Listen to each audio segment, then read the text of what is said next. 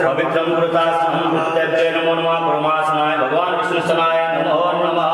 ओम पाद्यार्घ्यात्मकं समर्पयामि, गन्धं विलेप्यामि, अक्षतां समर्पयामि, पुष्पाणि समर्पयामि, धूपम् आघ्रापयामि, दीपं दर्शयामि, नैवेद्यं निवेदयामि, नैवेद्यान्तरात्मजलं समर्पयामि, अखण्डबलितोरं समर्पयामि, दक्षिणां समर्पयामि।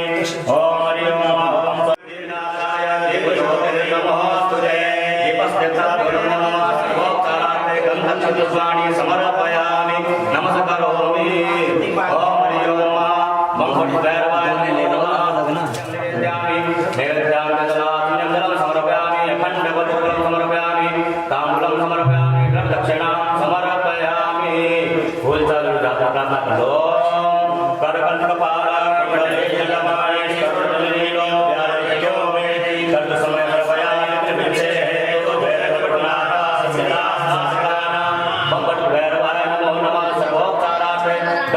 पुष्पाणि समर्पयामि, नमस्करोमि। बलगमुक्तिरामि यं मे समानो यम समानो निजकानि लमहन्तं। बलगमुक्तिरामि यं मे सबन्धुर्यम सबन्धुर्निजकानि दमन्तं। बलगमुक्तिरामि यं मे सदातो यम सदातो निजकानो कृतकिरामि। ओम गुरुवेन्द्राय नमः।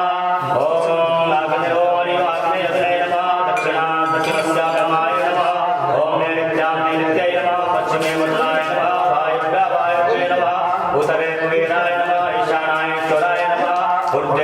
ब्रह्मणे नमः। ओम दत्तात्मन्ताय नमः। ओम सर्वदिक्सुनन्ताय त्रिविक्रमाय नमः। परमात्मभूतानि प्रशासा सर्वतोदिशं सर्वेषां विरोधेन सुधा कर्म समारोह प्रभवे। ओम देवाय तयाता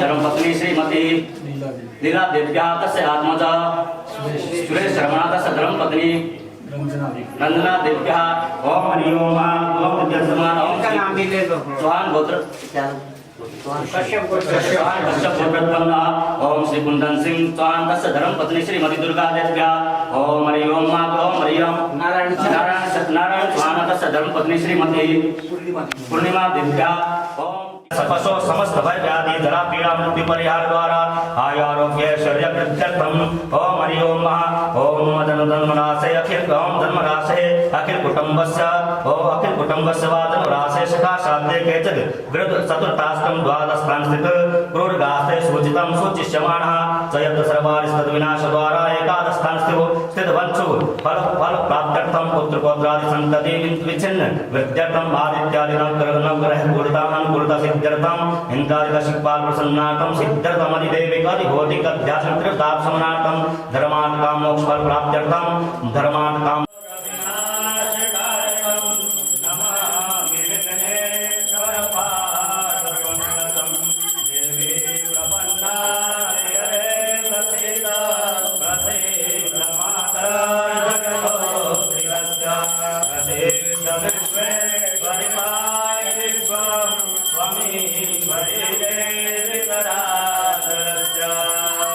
ओम गणानान्त्वा गणपति गंगावामहे प्रियानन्त्वा प्रियपति गंगावामहे निधेनान्त्वा निधिपति गंगावामहे ततो ममः निगर्वधमा समदा निगर्वधम्मा अम्बे अम्बिके अमालिके धमाय जगन्नाथ ओम पूर्वस्तगण संहिताभ्यां नमो नमः ध्यानात् विष्णवः ओम पूर्वस्तगण संहिताभ्यां नमो नमः कुसुमालां समर्पयामि दुर्वांकुरान् ओम कांडात् परो हन्ते परुगः परुगस्वरे ओम हरि ओम पूर्वस्तगण संहिताभ्यां नमः कर्पूरार्तिक्यं समर्पयामि प्रार्थना ओम विघ्नेश्वराय वरदाय सुरप्रियाय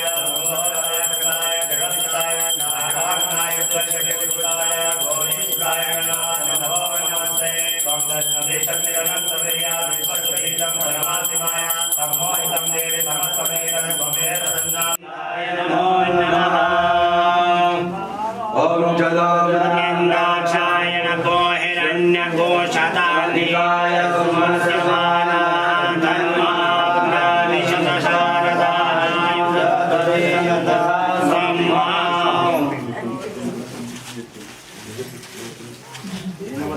राजा रामेंद्र महावला तेन रापति वंदनामि रक्षे दीक्षामात्मो दीक्षायात्मा दक्षिणाम दक्षिणा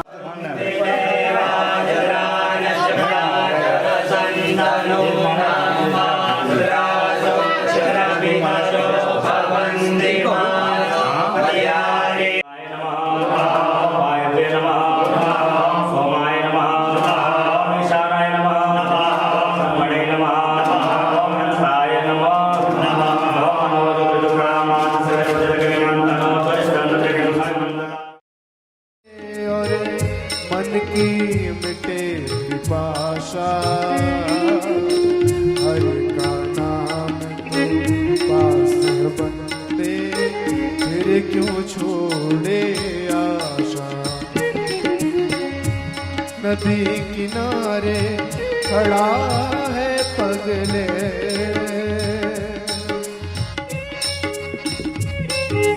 सभी लोग खड़े होके पूज्य महाराज जी का इस्तकबाल करें।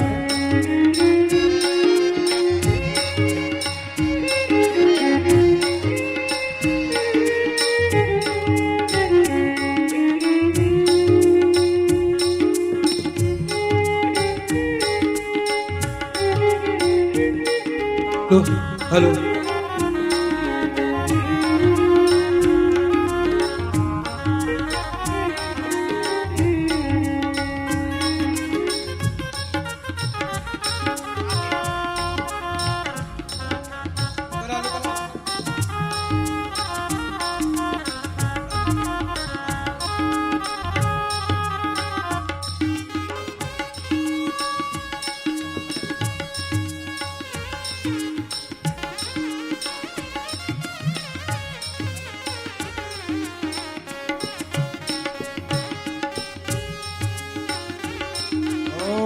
मंजे विभूषकतरा नवनीडदाम्बराधरणमिन्दफलाधरुष्टा पूर्णन्द सुन्दरमुखाधरविन्दनेत्रा कृष्णात् परं किमपि तत्त्वहं न जाने वसुदेवं सुतं देवं कंसचाणूरमर्दनं देवकी परमानन्दं कृष्णं वन्दे जगद्गुरुं कृष्णाय वासुदेवाय हरये परमात्मने प्रणतक्लेशनाशाय गोविन्दाय नमो नमः।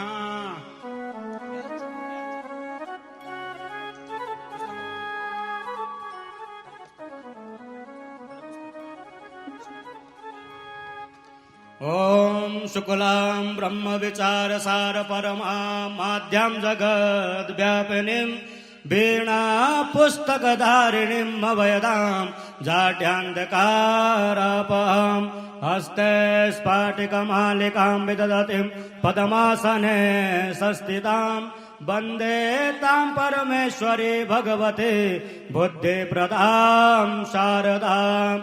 ओम श्रीमद्भागवत महापुराणाय नमो नमः। ओम पाद्यर्घ्याचं जलं समर्पयामि, गन्धं विलेप्यामि, अक्षतां समर्पयामि, पुष्पाणि समर्पयामि, धूपम् आग्रापयामि, दीपं दर्शयामि, नैवेद्यं निवेद्यामि, नैवेद्यान्ते जलातुल्यं जलं समर्पयामि, अखण्डफलनिर्धूलं जलं समर्पयामि, ताम्बूलं समर्पयामि, द्रवदक्षिणां समर्पयामि। ओम हरि ओम। ओम वंशे विभूषितकरा नवनीरदाभा पीताम्बराधरुणबिम्बफलाधरोष्टा पूर्णेन्दु सुन्दरमुखाधरवेन्द्रनेत्रा कृष्णात् परं किमपि तत्त्वमहं नमामि। ओम श्री वेद पुरुषाय नमो नमः।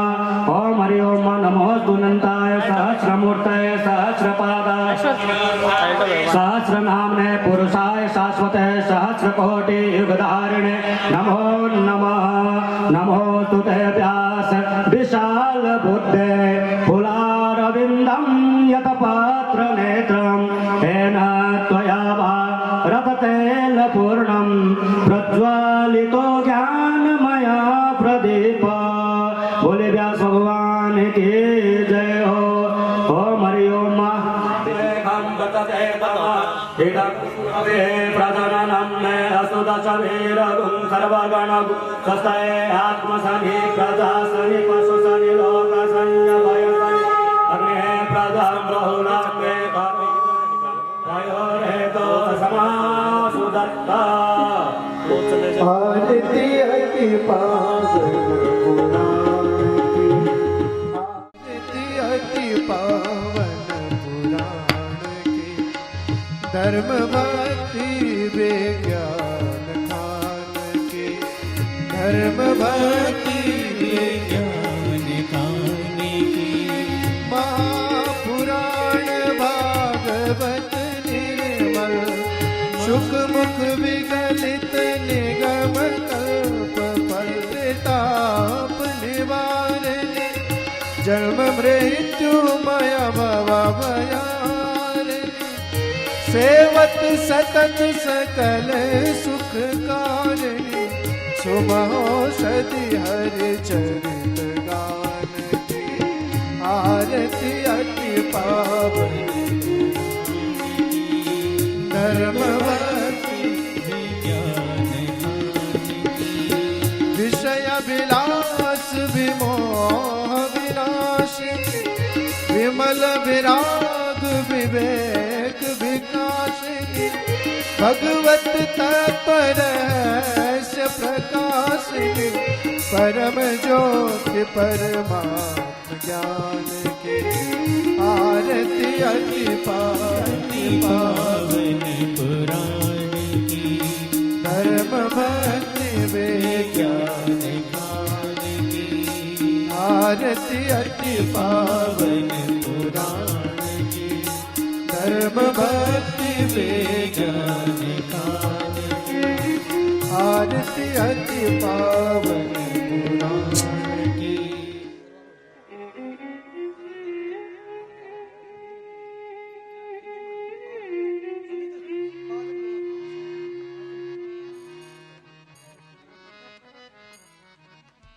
सभी परिक्रमा करके नीचे पंडाल में बैठ जाएंगे।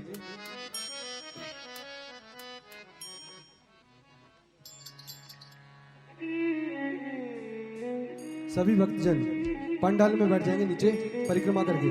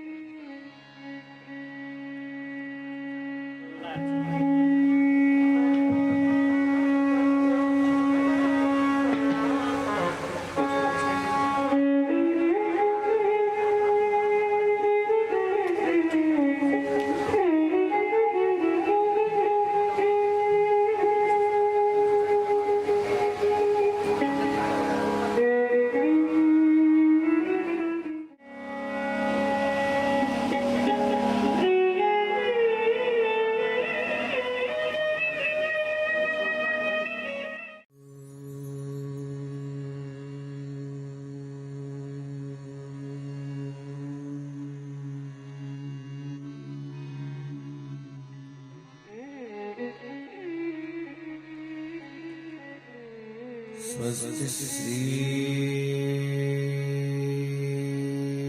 गणेशाय नमः।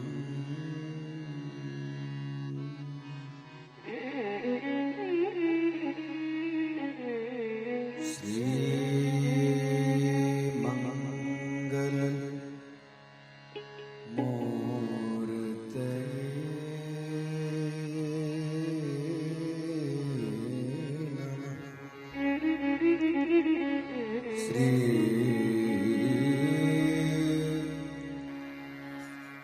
सद्गुरुभ्यो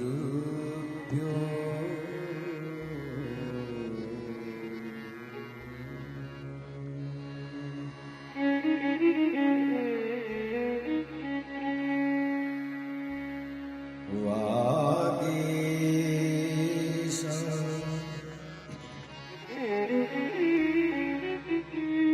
यस्य वदने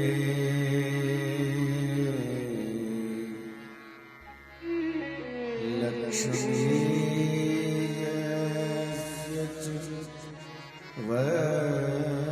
वक्षसि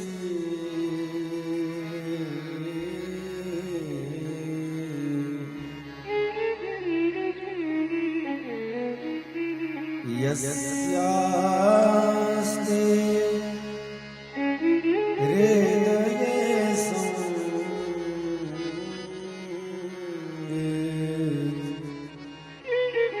तं नृसिंहमां भजे।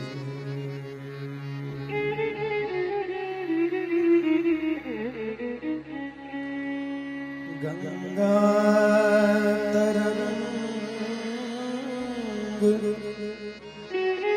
रमणीय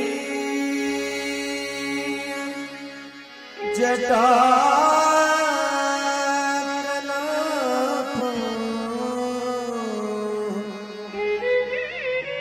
गौरे निरंतर विभूषित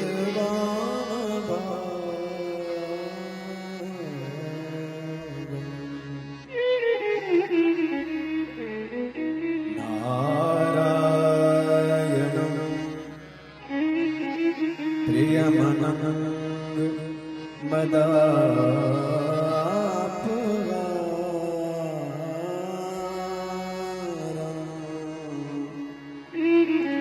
वाराणसी पुरपति भज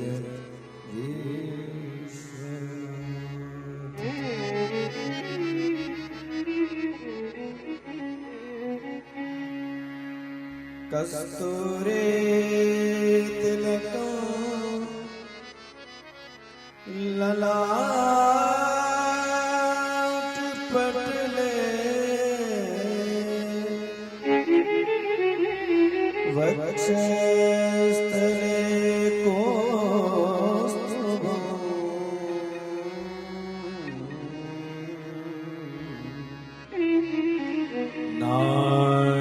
नासाग्रे वरमौक्तिकं करतले वेणुकरे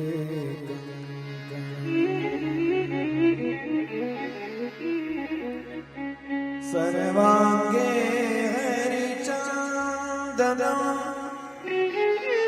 सुललिता कंठे च मुक्तावली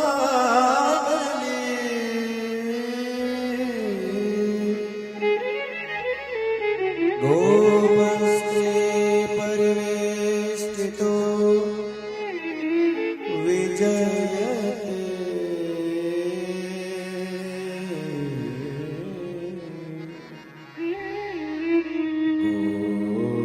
गोपाल चूड़ा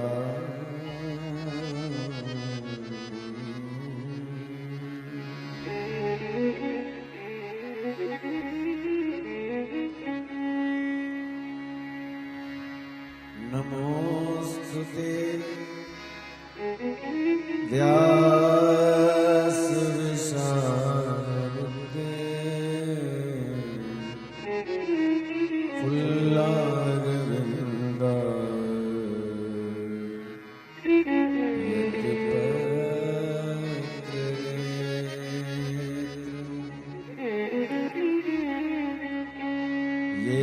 येन त्वया भारत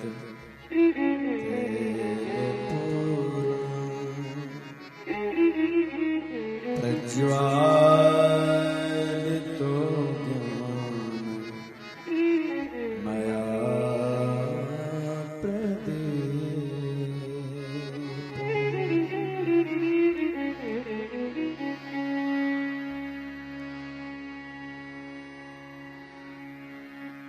यं प्रव्रजन्तमनुपेतमपेतकृत्यं द्वैपायनो विरहकातरया जुगा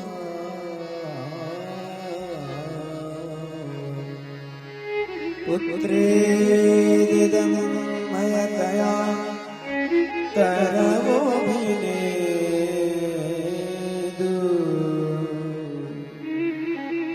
स्तं सर्वभूतहृदयं मुनिमानतोऽस्मि।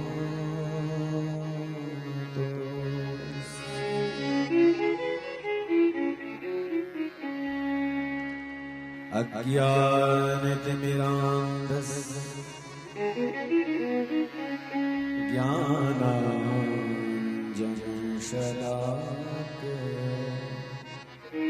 चक्षुरुन्मीलितं येन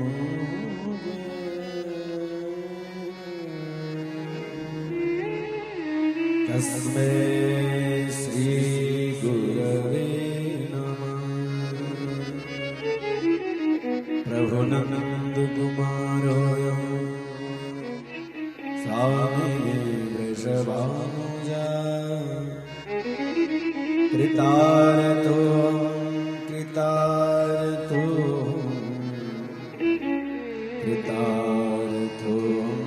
न संशय। प्रभु जी मोहि न विसारियो चाहे लाख लोग मिल जाएं, मुझ सा तुमको बहुत है पर तुम सा मुझे को ना।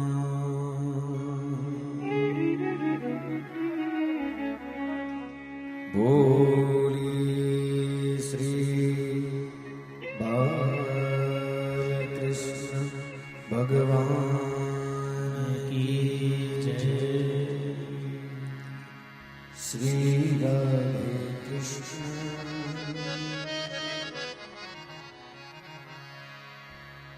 गोविंद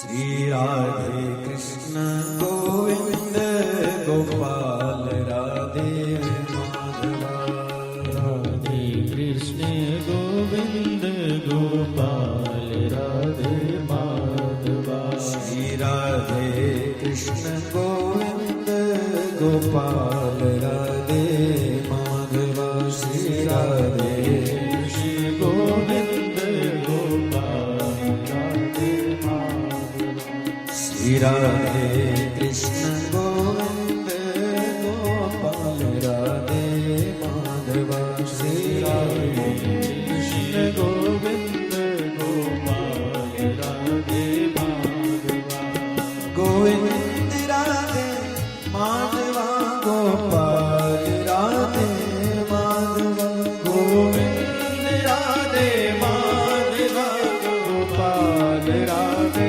माधवा गोविंद राधे माधवा गोपाल राधे माधवा गोविंद राधे माधवा गोपाल राधे माधवा श्री राधे कृष्ण गोविंद गोपाल राधे माधवा श्री राधे कृष्ण गोविंद गोपाल राधे माधवा गोविंद राधे माधवा गोपाल राधे माधवा गोविंद राधे माधवा गोपाल राधे गोविंद राधे माधवा गोपाल राधे माधवा गोविंद राधे माधवा हरि बोल राधे माधवा श्री राधे कृष्ण गोविंद गोपाल राधे माधवा श्री राधे कृष्ण गोविंद गोपाल राधे माधवा श्री राधे कृष्ण गोविंद गोपाल राधे माधवा श्री राधे हरि गोविंद गोपाल राधे माधवा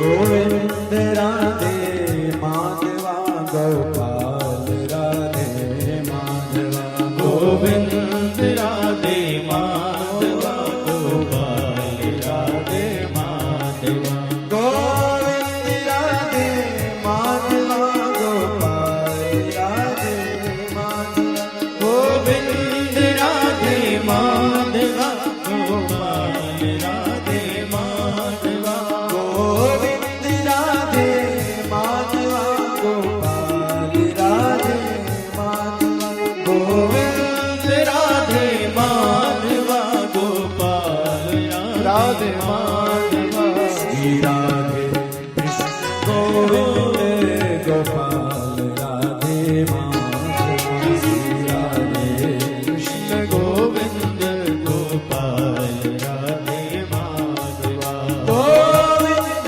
राधे माधवा गोपाल राधे माधवा गोविंद राधे माधवा गोपाल राधे माधवा गोविंद राधे माधवा गोपाल राधे माधवा गोविंद राधे माधवा गोपाल राधे माधवा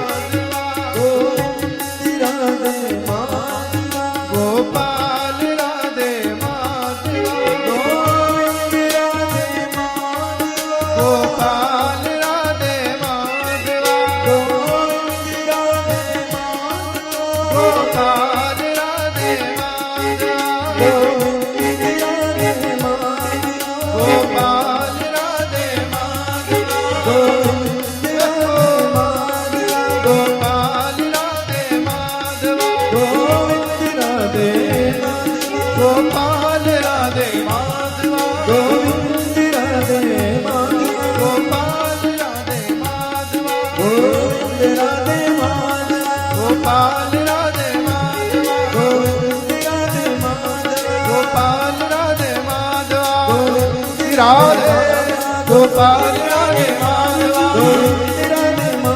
गोपाल राधे माधवा हरि बोल गोपाल राधे माधवा गोपाल राधे माधवा गोपाल राधे माधवा गोपाल राधे माधवा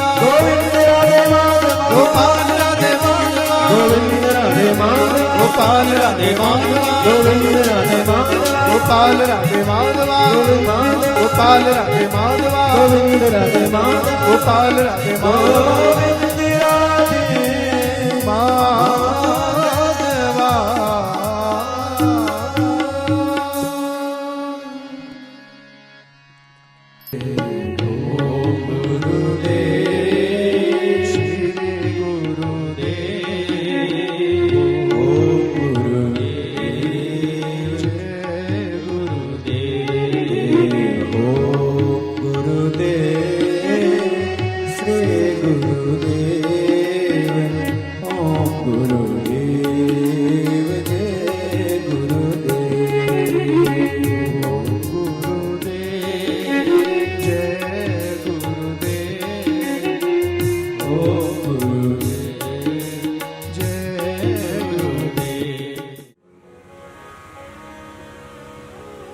अवगाहन करने के लिए भगवान बालकृष्ण सच्चिदानंद स्वरूप परमात्मा का विग्रह श्रीमद् भागवत का परम आश्रय प्राप्त कर रहे हैं। प्रातः स्मरणीय पूज्यपाद संत शिरोमणि वीतराग तपोनिष्ठ वयोवृद्ध ज्ञान वृद्ध पूज्य महाराज श्री का पावन आशीर्वाद प्राप्त करते हुए इस दिव्य प्रांगण में अपने इष्ट कुल देवी देवताओं का पावन कृपा करना में अनंत स्नेह प्राप्त करते हुए मंचस्थ विराजमान पूज्य शास्त्री जी, समस्त विद्वत विप्रचरण संत महात्मा जन एवं आप सभी भगवत चरणानुरागी श्रोताओं, भक्तिमती माताओं, धर्मस्वरूप मेरे भाइयों बंधुओं, आप सबको व्यासपीठ से प्रणाम वंदन। अपनी इस वाणी की पवित्रता के लिए, इस वाणी की सार्थकता के लिए श्रीमद् भागवत की इस ज्ञान गंगा का गान और पान करने का प्रयास कर रहा हूं। आओ आप हम सब मिलकर के भगवान की सुमधुर कथा का श्रवण करने के लिए दत्तचित्त होकर के बैठे, मन लगा करके बैठे। आप सबका बड़ा सौभाग्य है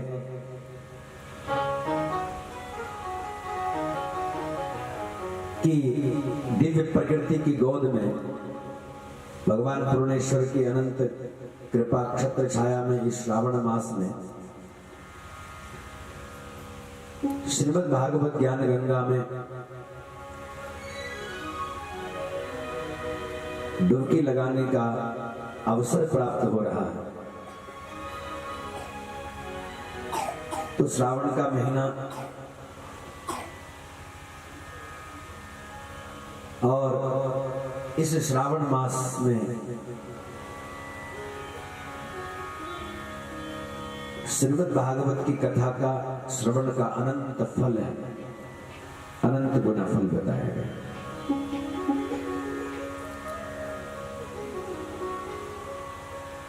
पूज्य गुरुदेव भगवान की अनंत अहेतु की कृपा से हम लोग 7 दिन तक यहाँ बैठ करके भागवत कथा का श्रवण करेंगे। सच में कितना सुंदर सो अवसर प्राप्त हुआ है कि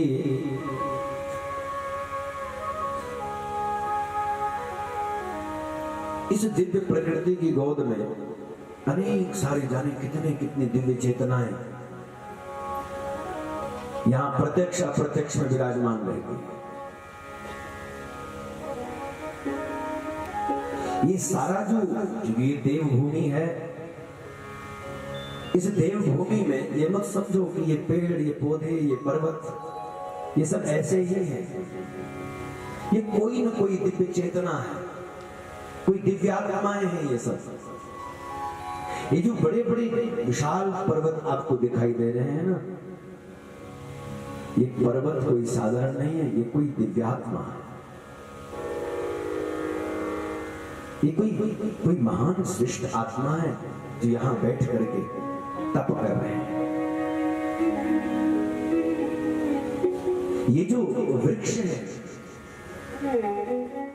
कहो कि चलो और उसने कहा कि चलो तो चलो, और अगर उसने कहा कि रुको तब ये कहो कि नहीं, रुकना नहीं, रुकने का काम नहीं, रुके तो फिर रुक जाओ। इसलिए दूसरे का इंतजार नहीं। यहां तो जैसे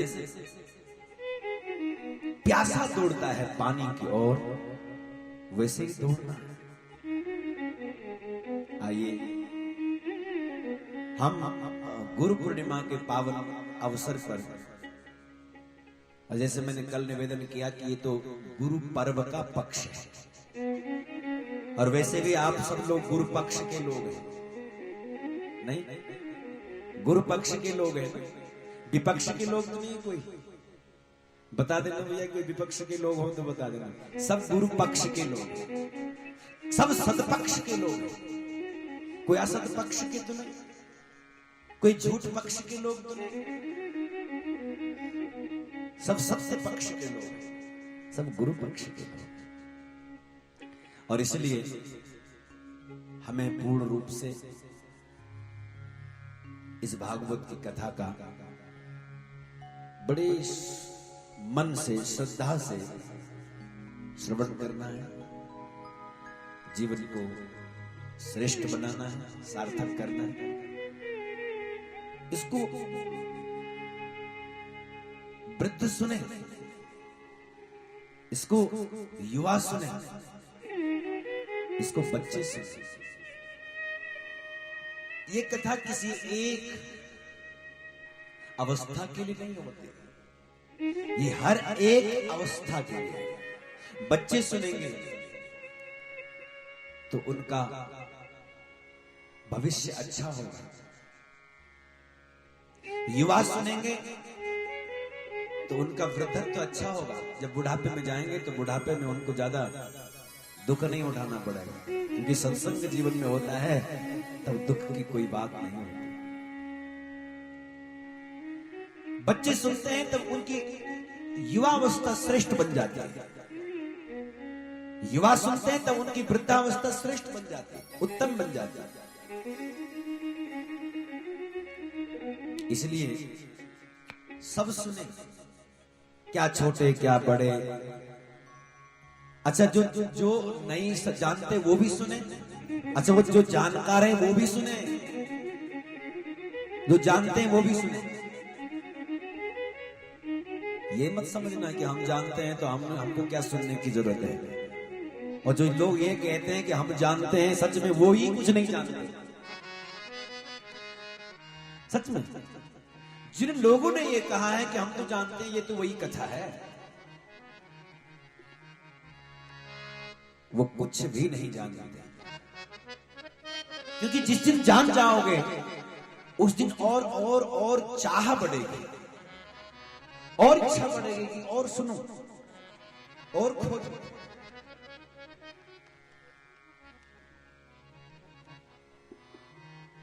रामचरित जय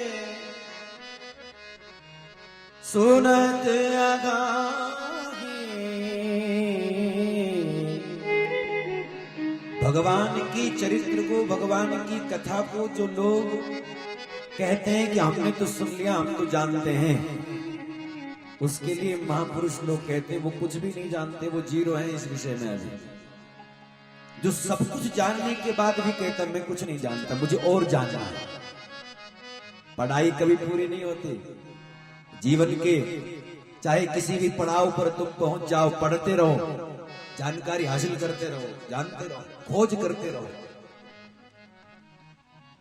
रामचरित जय सुनत अघाही, रामचरित जय सुनत अघाही, रामचरित जय सुनत अघाही, रामचरित। बूढ़े हो गए, वो सफेद दाढ़ी मूछ आ गई। देखा भगवान कृष्ण का ऐसा चित्र, ये राम जी का कोई ऐसा चित्र देखा आपने?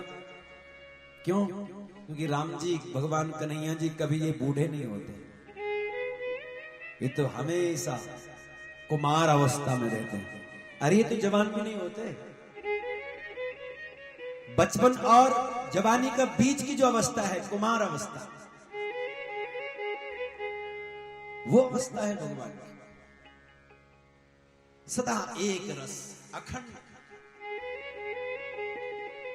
भगवान का स्वरूप कभी नहीं बदलता, वो सदा एक जैसा रहता है। इसलिए तो उसके स्वरूप में, उसके स्वरूप को सत्य, चित्त और आनंद रूप कहते हैं।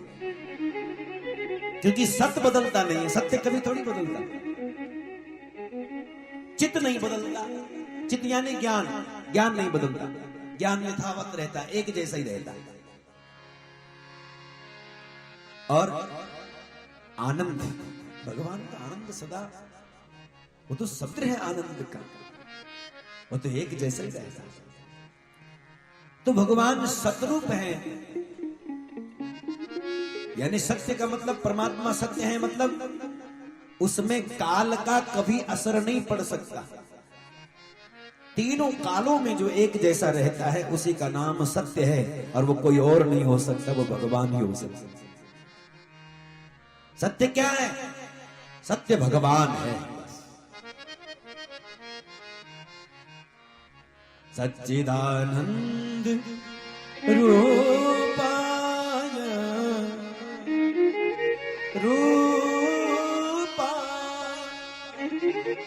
भगवान सच्चित आनंद रूप। और उसका सामर्थ्य, दूसरी चीज सामर्थ्य है ना, उसका सामर्थ्य कितना प्यारा है, कितना अच्छा सामर्थ्य, कितना महान श्रेष्ठ सामर्थ्य है, आप कल्पना भी नहीं कर सकते।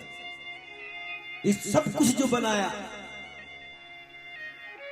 जो आप हमारी समझ में जितना आ रहा है, बाकी तो हमारी समझ से बहुत परे है सब कुछ। जितना भी जो कुछ आप हमारी समझ में आ रहा है, ये सब उसी का बनाया है, ये सब उसने प्रकट किया है, वही बनाने वाला है। लेकिन कमाल की बात देखो, इतनी ये सुंदर प्रकृति बनाई, इतना सुंदर ये जहां बनाया, ये लोग बनाए, ये जीव जंतु बनाए, लेकिन अपने आप दिखता है कहीं? अरे आप तो एक छोटी सी पेंटिंग भी बनाते हो, उसमें अपना नाम लिखना नहीं बोलते। एक छोटा सा चित्र बनाते हुए कागज पर, वो भी पेंसिल से, वो भी कलम से, कागज पे, जिसने फट जाना है, जिसने मिट जाना है, और उसमें अपना नाम लिखना नहीं भूलते। मेरे परमात्मा ने इतनी सुंदर सृष्टि बनाई, कहीं पर अपना नाम नहीं लिख रखा।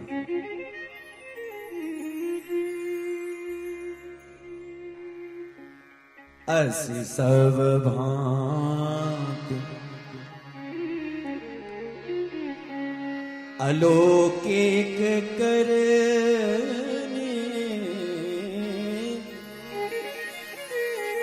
ऐसी सब भांति अलौकिक करनी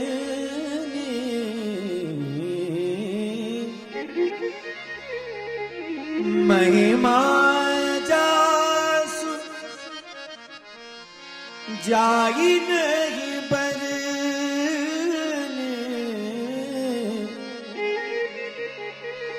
महिमा जासु जाई नहीं बरनी महिमा जासु जाए नहीं बरनी। इस छोटी सी समझ से, इस छोटी सी बुद्धि से हम कैसे उसका गुणानुवाद कर सकते हैं? हम कैसे उसकी कीर्ति को गा सकते हैं? उसके सामर्थ्य को कहां बखान कर सकते हैं? हमारी जुबान में वो सामर्थ्य कहां है? असी सब भांति अलौकिक करनी महिमा जासु जाई नहीं बरनी, जिसकी महिमा को वर्णन करना असंभव है। बेनो पग चल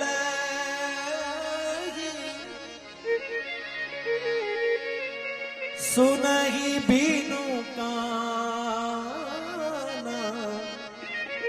वो तो बिना पग के चलता है, बिना पांव के चलता है। बताओ,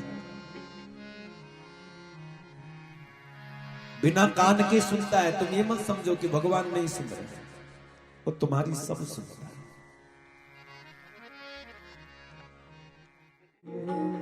बाग पुकारे मुल्ला होकर, बाग पुकारे क्या मेरा साहिब बैरागे, क्या मेरा साहिब। जोर जोर से पुकारने की जरूरत क्या है?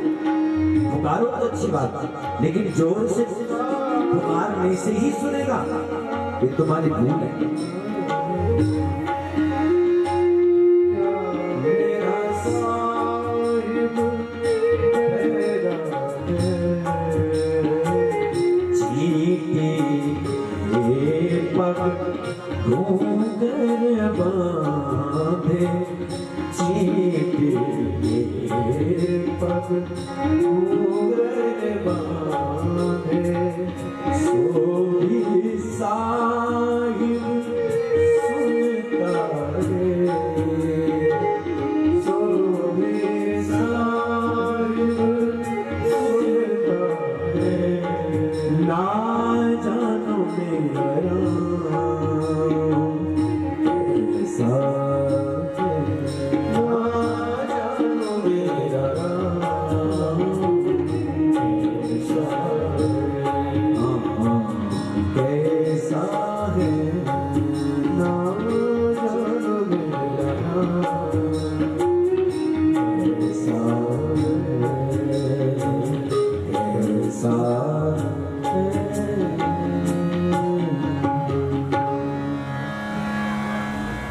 के पग तुम्हारे दिल की पुकार सुनता है, इसलिए जरा ध्यान से बल लगा करके बोलने की जरूरत नहीं, बस ध्यान लगाने की जरूरत है, ध्यान लगा करके बोलने की जरूरत। जैसे जिस स्थिति में, जिस हाल में जन्म लिया है, जहां जी रहे हैं, ये सब तुम्हारे हमारे पूर्व के प्रारब्ध कर्म के अनुसार है। अब पूर्व प्रारब्ध कर्म जब आप हमारे साथ जुड़ता है तो हमारे शरीर का निर्माण होता है, हमें वैसे वैसे शरीर मिलता है, सुख दुख हानि लाभ जय पराजय यश अपयश, ये सब आपको मिलता है संसार में। लेकिन जब यह संसार में शरीर आता है तब तीन चीजें साथ में आती हैं। क्या? तीन ताप। जिन तीन ताप के द्वारा संसार में हम तप रहे हैं, पीड़ित हो रहे हैं, परेशान हो रहे हैं। कौन कौन से ताप है ये? एक तो है भौतिक ताप, एक है दैवीय ताप, और एक है आध्यात्मिकता। ये तीन ताप ध्यान रखना। देवीयता, देवीय प्रकोप, अतिवृष्टि हो जाना, बाढ़ आ जाना, ओलावृष्टि हो जाना, सूखा पड़ जाना, फसलों का नुकसान हो जाना, ये देवीयता।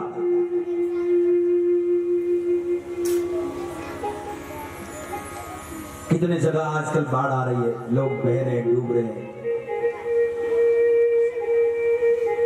बिहार जैसी जगह में, छत्तीसगढ़, मध्य प्रदेश, उस साइड में देखो कितनी बाढ़ आ रही है,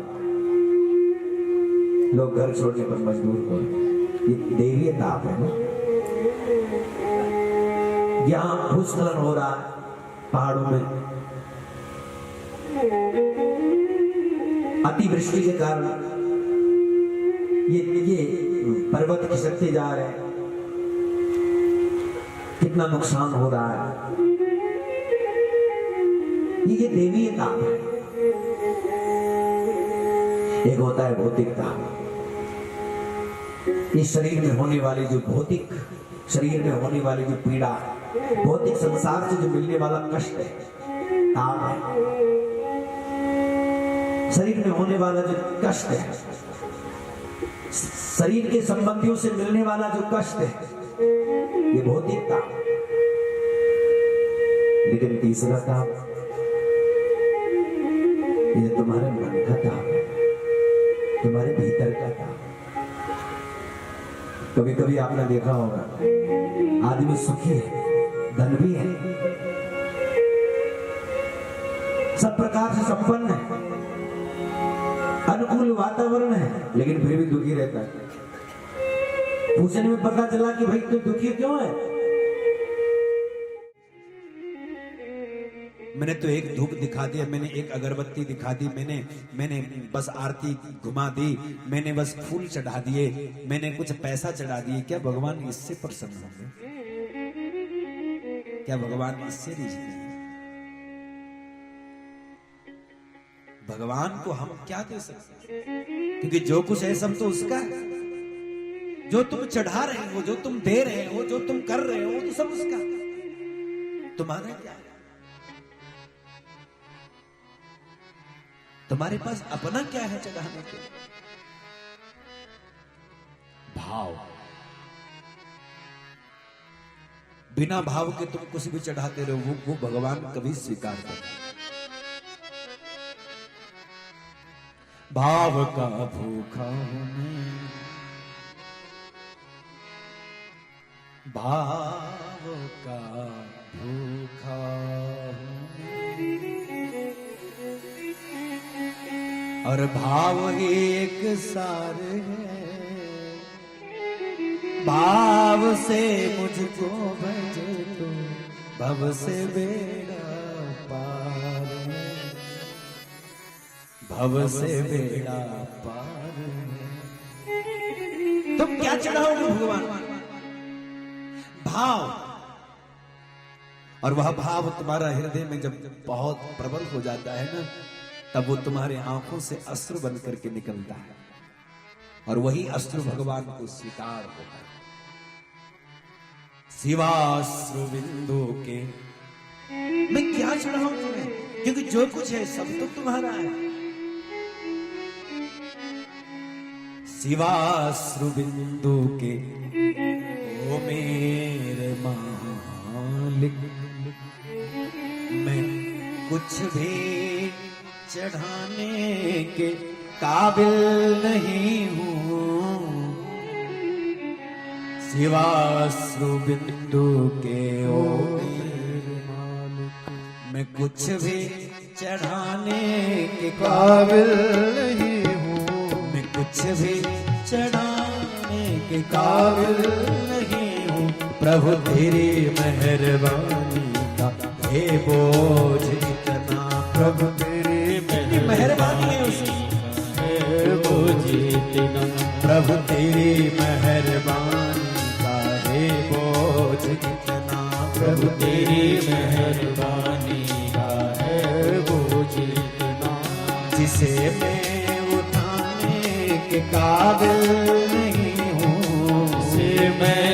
उठाने के काबिल नहीं हूँ, जिसे मैं उठाने के काबिल नहीं हूँ, जिसे मैं उठाने के काबिल नहीं हूँ। प्रभु तेरी मेहरबानी का है बोझ इतना, प्रभु तेरी मेहरबानी बानी है बोझ इतना।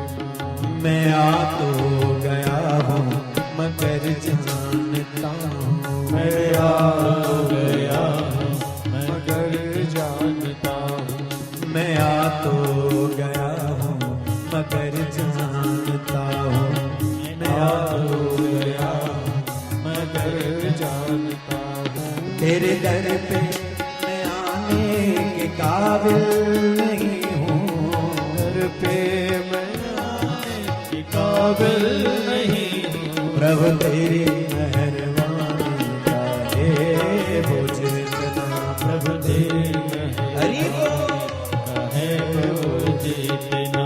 प्रभु तेरी मेहरबानी का है बोझ इतना, प्रभु तेरी मेहरबानी का है बोझ इतना।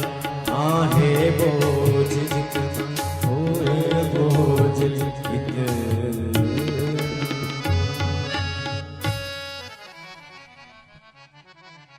सिवा अश्रु बिंदु, तुम अगर भगवान को कुछ चढ़ा सकते हो तो तुम अपने आंसुओं को चढ़ाना, और वह आंसू ऐसे नहीं निकलेंगे। आंसू या तो थप्पड़ से निकलते हैं और या तो तुम्हारे हृदय में भाव हो तो निकलते हैं। किसी ने दुख दिया तो निकलेंगे, कोई बिछुड़ गया तो निकलेंगे, लेकिन यदि तुम्हारे अंदर में प्रेम प्रकट होगा भगवान के चरणों में, तब तुम्हारे अश्रु निकलेंगे। और ये सबसे बड़ा उपहार है भगवान के लिए। वो बिना कुछ हमारा कुछ किए, हमने कुछ नहीं उसके लिए किया, लेकिन फिर भी वो हम पर बहुत कृपा करता है। ये उसका सरल स्वभाव है। फिर भी आप हम पर करुणा करता है। रहती न प्रभु चित चूक किए, श्री राधे राधे गोविंद गोविंद राधे राधे राधे। सभी लोग का नाम प्रेम से गोविंद राधे गोपाल राधे, गोविंद राधे गोपाल राधे, हे गोविंद राधे गोपाल राधे, गोविंद राधे गोपाल राधे, श्री राधे राधे गोविंद गोविंद राधे, श्री राधे राधे राधे राधे गोविंद गोविंद राधे, श्री राधे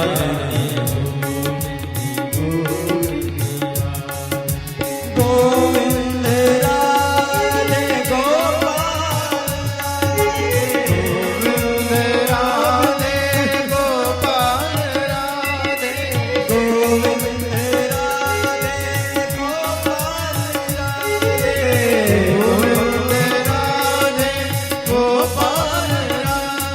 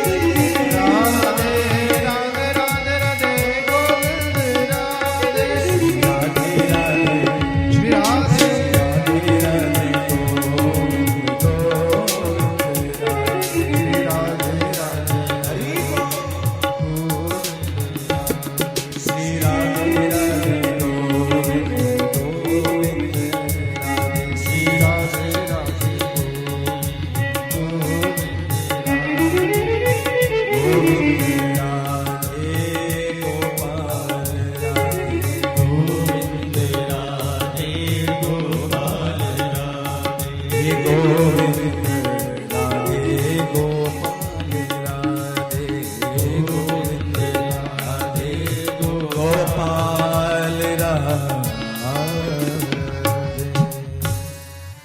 बोले राधा रानी सरकार की, कृष्ण कन्हैया लाल की जय। हर हर महादेव।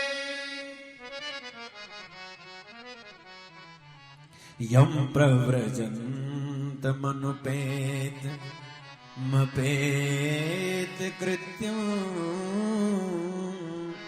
द्वे पायनो विरह कातर आजुहाव।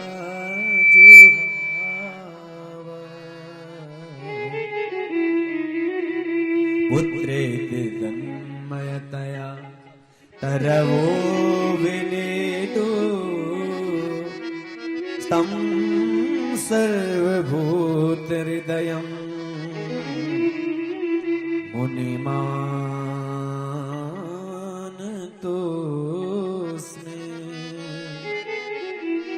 मुनिमानतोऽस्मि।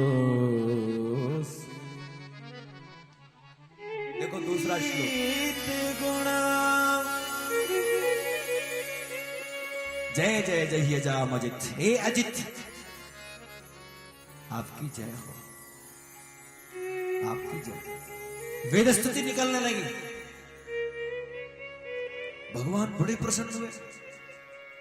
भगवान बोले अरे वाह, ये बालक देखो अंदर से मेरी स्तुति कर रहा है और वही स्तुति कर रहा है जो वेद करते हैं। इसलिए भगवान व्यास जी का हाथ पकड़ते और कहते व्यास जी, ये तुम्हारा जो बेटा है ना, ये कोई साधारण नहीं है, ये तो बड़ा तपस्वी है, ये तो कोई बड़ा परमहंस है। जाओ मैं इसका नामकरण कर देता। अभी जन्म नहीं लिया इस बच्चे ने, लेकिन भगवान ने उसका पहले ही नामकरण कर दिया। क्या कह रहे हैं? व्यासस्त्वदीयतनय शुकवन्मनोज्ञम् ब्रूतेव च भवतु तत् शुक एव नाम, शुक एव नाम। व्यासस्त्वदीयतनयः, ये व्यास जी तुम्हारा तनय, तुम्हारा यह पुत्र शुकवन मनोज्ञम, शुक की तरह बोल रहा है। और शुक कैसा बोलता है? शुक कहते हैं पोपट को, तोता को ना, शुक की तरह बोलता है। शुक कैसा बोलता है? शुकम मिष्टम वदति, शुक बहुत मीठा बोलता है, पहला लक्षण। दूसरी बात, शुक वही बोलता है जो उसको रटाया जाता है, अपना कुछ नहीं बोलता। यानी कि जो इसने पढ़ा रटा, यानी वेद की बात जो इसने पढ़ी रटी, ये बिल्कुल हूबहू वही वेद की स्तुति कर रहा है। इसलिए शुकवन। और शुक ऐसा बोलता है जिससे सबको सुख मिले, इसलिए शुक शुक शुकवन मनोज्ञम, इसलिए इसका नाम सुखदेव होगा। बोलिए सुखदेव जी महाराज की जय। इसका नाम सुख हुआ, सुखदेव हुआ। भगवान से बोले प्रभु मैं बाहर आऊं? भगवान बोले आओ। क्यों नहीं आते? बोले प्रभु वचन दो कि तुम्हारी माया हमें नहीं पकड़ेगी। भगवान बोले तुझे माया क्या पकड़ेगी? जो मायाधीश की शरण में रहता है उसको माया कभी नहीं पकड़ती। जो भगवान की शरणागत हो जाता है उसको माया नहीं पकड़ती। जो भगवान भागवत की शरण ग्रहण कर लेता, माया उसका कुछ भी नहीं बिगाड़ती। इसलिए भागवत की शरण ग्रहण करो, इसके लिए भागवत की शरण में जाओ। और कहते हैं उसी समय भगवान ने जब वचन दिया, उसी समय यह बालक बाहर गर्भ में से बाहर आया। और गर्भ से बाहर आते ही भगवान को दंडवत प्रणाम करता, हाथ में नाल उठाया, नाल छेदन करने नहीं दिया, हाथ में नाल उठाया और सीधे जंगल की ओर भाग पड़ा। और पीछे पीछे व्यास जी कह रहे रुको रुको बेटा रुको, मेरे लाल रुको, मेरे प्यारे रुको, मेरे बच्चे रुको, अभी तो मैंने तुम्हारा संस्कार किया नहीं। और ये बोल रहे पिताजी संस्कार की जरूरत नहीं है क्योंकि हम पहले ही संस्कारित होकर के आए। क्योंकि संस्कार की जरूरत वहां है जहां विकार हो। यहां कोई विकार है ही नहीं, यहां कोई दोष है ही नहीं, यहां कोई कमी है नहीं। संस्कार की आवश्यकता वहां है जहां कोई दोष हो, जहां कमी हो, जहां मलिनता हो। अरे कपड़ा पहले ही धुला है तो उसको क्या धोना फिर? जो कपड़ा पहले ही साफ है उसको फिर क्या धोना? ये तो पहले ही शुद्ध पवित्र निर्मल है। इनमें कोई मल नहीं है, इनमें कोई दोष नहीं, इनमें कोई भेद नहीं, इनमें कोई कटुता नहीं, इनमें कोई कपट नहीं, कोई छल नहीं। ये तो निर्मल संत है और सीधे ही जंगल की ओर प्रयाण करते हैं। इनको मुनि कह करके प्रणाम। और ये मुनि साधारण नहीं होते, ये मुनि अपने साधना के, भजन के, सुमिरन मनन के कारण मुनि होते हैं। और उसके कारण ऐसी दिव्य चेतना को प्राप्त करते हैं कि संसार विश्व चेतना के साथ में अपनी चेतना को एक कर देते हैं। विश्व चेतना के साथ में अपनी चेतना एक कर देते हैं। इसलिए तो इनको क्या कह रहे हैं? तम सर्वभूत हृदयं मुनिमानतोस्मि, मुनिमानतोस्मि, मुनिमानतोस्मि,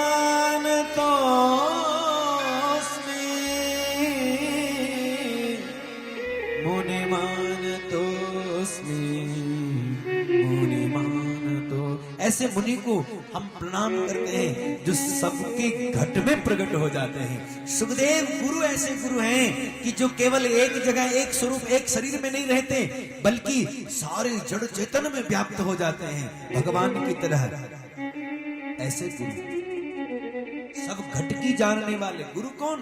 सब घट की जानने वाले, सब घट में रहने वाले, वो गुरु सुखदेव। ऐसे परमहंस मुनिमानतोस्मि। हम ऐसे महान पुण्यात्मा परमहंस को प्रणाम करते हैं, वही तो हमें भगवान की शरण में ले जाएंगे। मन ही देवता, मन ही ईश्वर, मन से बड़ा, मन से कोई भाग सके ना। कहाँ भागेगा?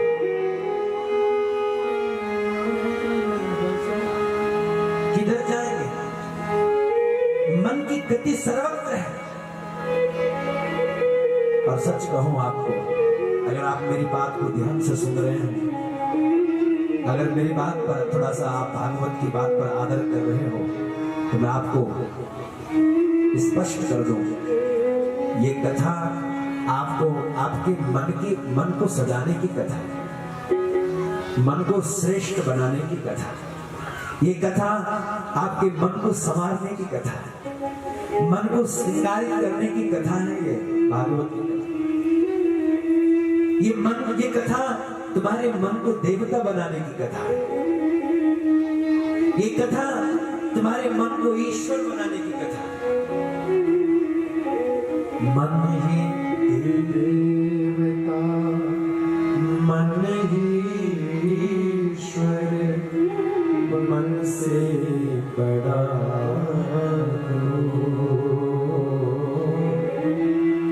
मन ही देवता, मन ही ईश्वर, मन से बड़ा न कोई।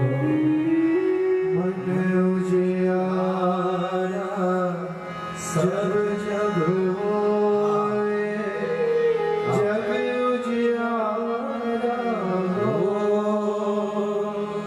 इस उजले दर्पण पर प्राणी, इस उजले दर्पण पर प्राणी, धूल न जमने पाए,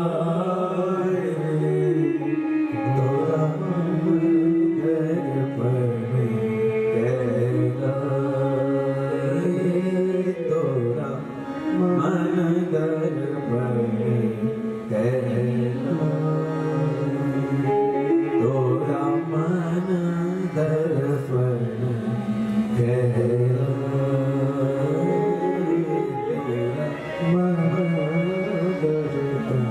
मन तो दर्पण है, शीशे के सामने जैसे तुम खड़े हो जाओ। वैकुंठम योगी दुर्लभम।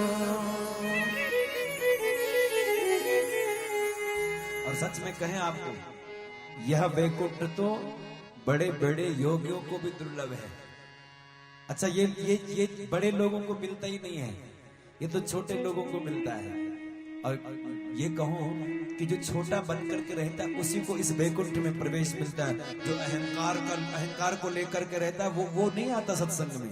वो कहता अरे ऐसी कथाएं हमने बहुत सुनी, अरे हम नीचे बैठेंगे कि हम तो इतने बड़े हैं, वो नहीं बैठ पाएंगे। तो ये कथा बड़ों को नहीं मिलती है, ये तो जो छोटे बनकर के रहते हैं उन्हीं को यह वैकुंठ प्राप्त होता है। और उन्हीं के जीवन से सारी कुंठाएं समाप्त हो जाती। विगतः कुंठा यस्मात् सवै कुंठा,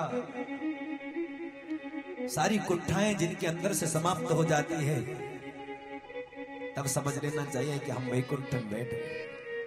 भगवान की कृपा कि आप हम इस भागवत वैकुंठ में विराजमान है, गुरु की कृपा है हमको इस स्थान पर बैठा दिया। इसलिए मैं तो यही नित्य अनुभव करता हूँ कि मेरा कोई दूसरा वैकुंठ नहीं। पता नहीं होगा कोई आगे इस शरीर को छोड़ने के बाद कोई वैकुंठ मिले या देखें कोई सुने, वो अलग बात, उसको बाद में सोचेंगे। अभी तो फिलहाल हमारे गुरु ने हम पर कृपा करी है और यह भागवत वैकुंठ हमें दे दिया है। और हम जहां जाएं वहां भागवत वैकुंठ को विराजमान करके और सबको वैकुंठ बिठाने का काम करते। आओ भैया बैठो, कथा सुनो। यही सदगुरु कृपा है बस। सूत जी महाराज अति प्रसन्न होते और तब कहने लगे इन ऋषि महात्माओं, तुम बहुत अच्छा पूछे। प्रीते शौनक चित्ते यतो वच्मि विचार्य च, यतो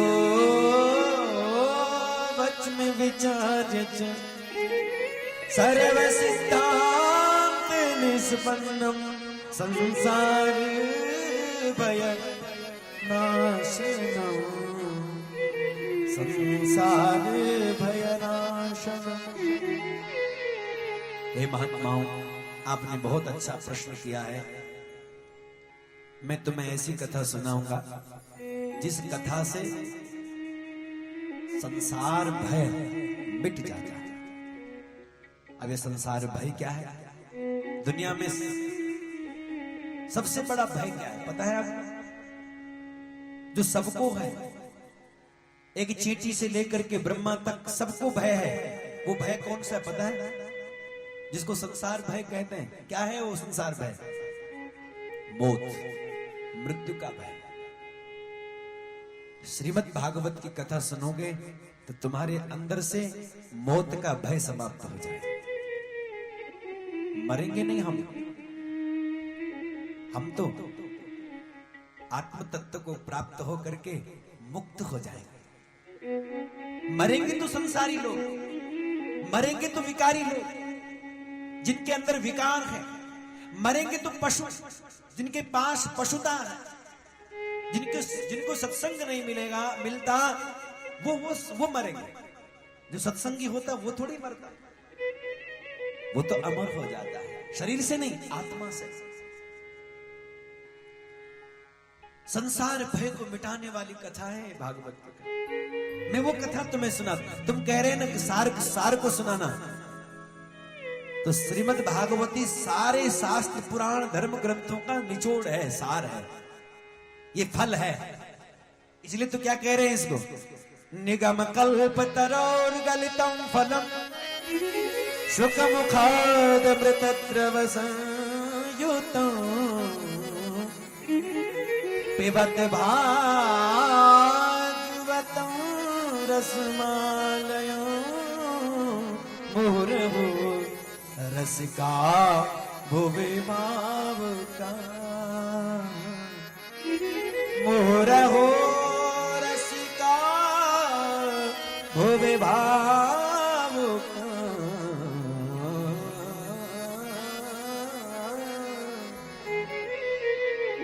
निगम कल्पतरुर गलितम फलम।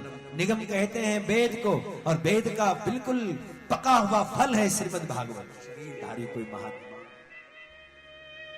116 साल, कोई साधारण बात, क्या दिव्यता है। ऐसे महापुरुष के आप शिष्य हैं, ऐसे महापुरुष के आप सानिध्य में रहते हैं, उनकी क्षत्र छाया में आप हैं। तुम अपने आप को बड़ा भाग्यशाली समझो, दुनिया में तुम्हारे जैसा कोई नहीं है। सच में श्रेष्ठ महापुरुषों की जब कृपा बरसती है तब जीवन संवर जाता है। नगण्य जो जीवन होता है, जिसका कोई मूल्य नहीं होता, जिसकी कोई कीमत नहीं होती, सदगुरु का वरद हस्त सिर पर जब होता है तब वो भी पूज्य हो जाता है, उसकी भी मांग हो जाती है। लोग उसको पूजने लगते हैं, लोग उसको पूछने लगते हैं। ये गुरु की कृपा नहीं तो क्या।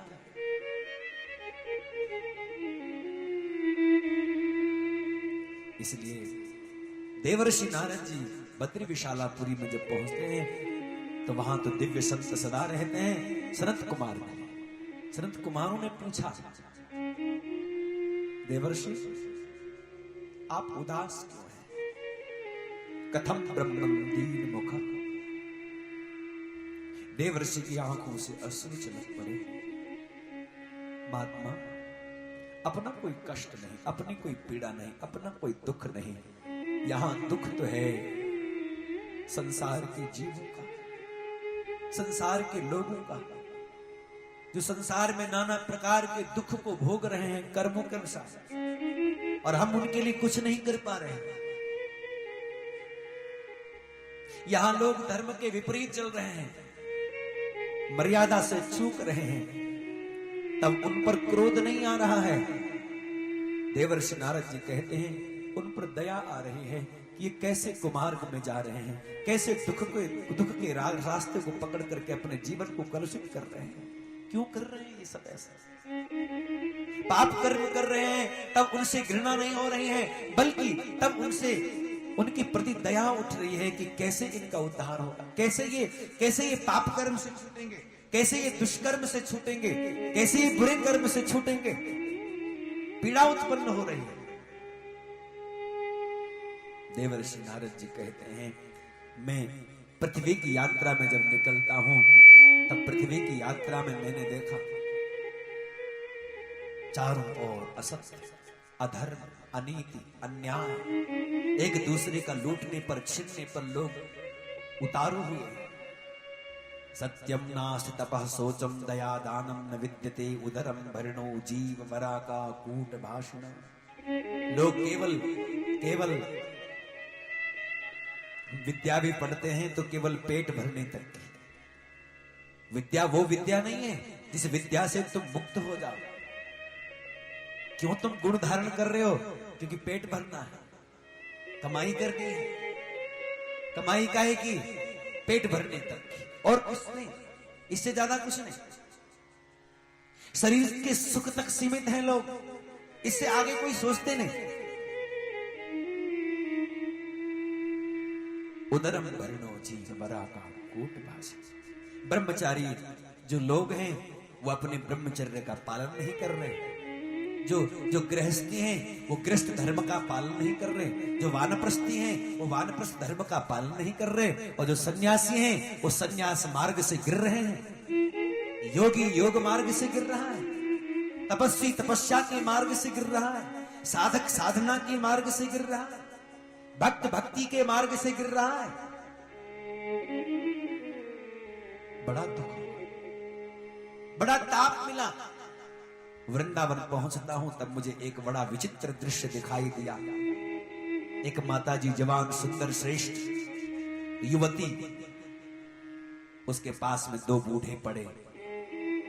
रोगी थे, बीमार थे, और उनको देख देख करके वो माता जी बहुत तड़प रही थी।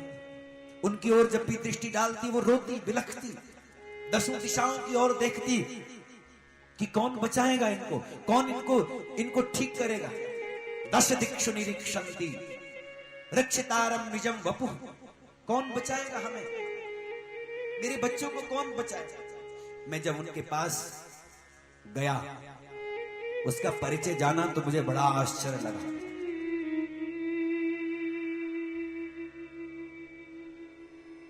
श्रूयतां तन्मुनीश्वर तत्राश्चर्यं मया दृष्टं। बड़ा आश्चर्य देखा कि वो मां थी जो जवान थी और जो बेटे थे वो बूढ़े थे। परिचय जानने पर पता चला वो तो भक्ति है और उसके जो बेटे हैं वो ज्ञान और वैराग के सामने पड़े। समझ गए माता जी ये सब स्थिति क्यों बनी है, क्योंकि कलयुग का मित्र अधर्म आ चुका है, अपने मित्र के साथ में कलयुग आ चुका, अधर्म मित्र के साथ। इसलिए तुम्हारी ये अवस्था स्थिति हो गई, ज्ञान वैराग्य की यह स्थिति हो गई। भक्ति ने कहा कि मैं तो बहुत दुखी थी, उत्पन्ने द्रविड़े साहम वृद्धिम कर्नाटके गता क्वचित क्वचिन महाराष्ट्रे गुर्जरे जीर्णताम गता। दक्षिण भारत में उत्पन्न होती हूं, कर्नाटक में वृद्धि को प्राप्त होती हूं, महाराष्ट्र में सम्मान को कहीं कहीं प्राप्त करती हूं, लेकिन गुर्जरे गुजरात प्रांत में आते ही जीर्णताम गता, मैं भी अपने बच्चों के साथ में जीर्ण हो जाती हूं, ऐसे हो जाती हूं। लेकिन वृंदावनम पुनः प्राप्य नवीनेव स्वरूपी, वृंदावन में आते ही मैं तो फिर से जवान हो गई, लेकिन मेरे ज्ञान और वैराग्य बूढ़े पड़े। क्या उपाय? कलयुग आ गया, कलयुग का प्रभाव इन पर। सबसे पहले माता जी धन्य है ये वृंदावन धाम, धन्यम वृंदावनम तेन भक्तिर् नृत्यति यत्र च।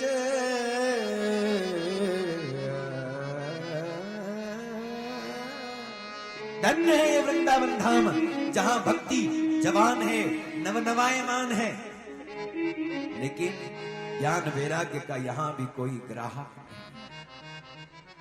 यहां ज्ञान वैराग्य को कोई स्वीकार करने वाला नहीं। भक्ति देवी रोने लगी और कहने लगी कि हद है, तो कलयुग में इतना दोष था, इस कलयुग को स्थान परीक्षित राजा ने दिया। क्यों दिया परीक्षित ने इसको स्थान? सुना है कि राजा परीक्षित को एक बार कलयुग मिला था और उसी समय राजा परीक्षित ने ही इसको जगह दी थी, स्थान दिया था। क्यों दिया इसको? अगर इसको मारते तो अच्छा था, इसको समाप्त कर देते तो अच्छा था। महात्मा बोले भक्ति माता तुम ठीक कह रही हो कि कलयुग को समाप्त करते, लेकिन सज्जन राजा दोष कहां देखते? महाराज परीक्षित तो इतने सज्जन थे, इतने पुण्यात्मा थे, इतने पुण्य। पंचम वेद निराला, नव ज्योति जगाने वाला, मुक्ति पंक्ति पंचम वेद निराला, नव ज्योति जगाने वाला। हरि नाम यही हरि ध्यान यही, हरि नाम यही हरि ध्यान यही, सबके मंगल की आरती, पापियों को पाप से है तारती। श्री भागवत भगवान की है आरती, पापियों को पाप से है तारती। ये शांति गीत पावन पुनीत, पापों को मिटाने वाला, हरि दर्श कराने वाला। ये शांति गीत पावन पुनीत, पापों को मिटाने वाला, हरि दर्श कराने वाला। ये सुख करनी ये दुख हरनी, यही घनश्याम यही, श्री राम यही घनश्याम यही, प्रभु की महिमा की आरती, पापियों को पाप से है